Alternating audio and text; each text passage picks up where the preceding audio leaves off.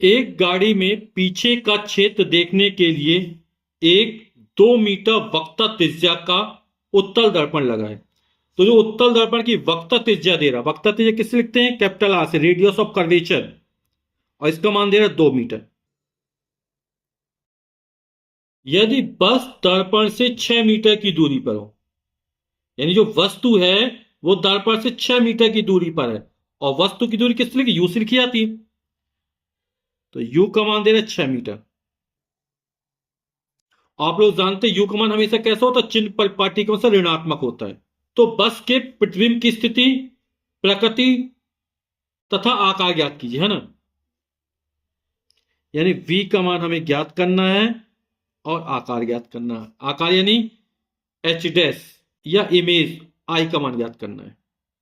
तो वक्रता त्रिज्या का मान 2 मीटर, तो फोकस दूरी निकाल लेंगे। तो उत्तल दर्पण की फोकस दूरी कितनी हो जाएगी? फोकस दूरी f बराबर होता है वक्रता त्रिज्या बटे 2, r बटे 2।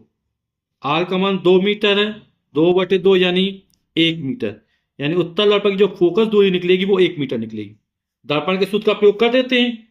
दर्पण का सूत्र होता है 1/v प्लस 1/u बराबर 1/f।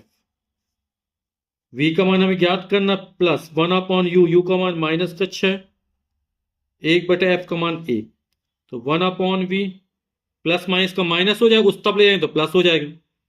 तो 1 प्लस 1/6, तो लघुत्तम कितना आ जाएगा? 6 आ जाएगा। तो 6 एकम 6 प्लस 1, तो 1/v बराबर हो जाएगा 7/6। तो 7v बराबर हो जाएगा 6, या v बराबर हो जाएगा 6/7 मीटर। तो v का मान धनात्मक प्राप्त हुआ, यानी जो प्रतिबिंब बनेगा वो दर्पण के दूसरी तरफ बनेगा, है ना। प्रतिबिंब कैसा होगा?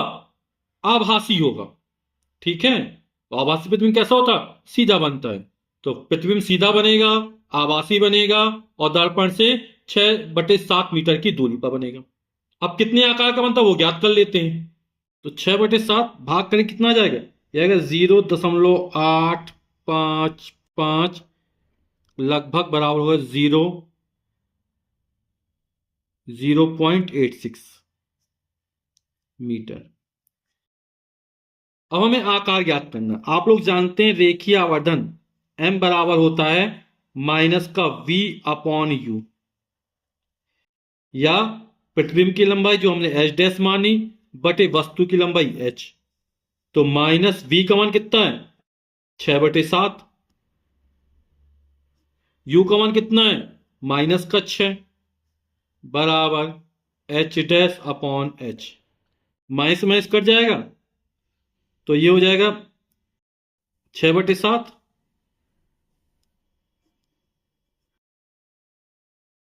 बत्ते में 6 पहले से था, बराबर h डैश अपॉन h। 6 से 6 कट जाएगा, तो बचे 1/7। h को यहां पे ले जाएंगे तो h डैश बराबर हो जाएगा 1/7 h। यानी जो प्रतिबिंब का आकार होगा वो वस्तु के आकार का 1/7 होगा, ठीक। 1 में 7 का भाग करेंगे तो 0.7 एकम 7, 3 बचा रहेगा। 7 चौक 28, 29 30, 2 बचेगा।